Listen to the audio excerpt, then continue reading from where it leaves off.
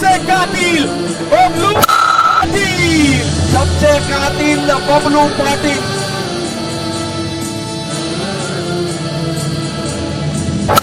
तो खेळलाय खतरनाक फटका खेळला जातोय।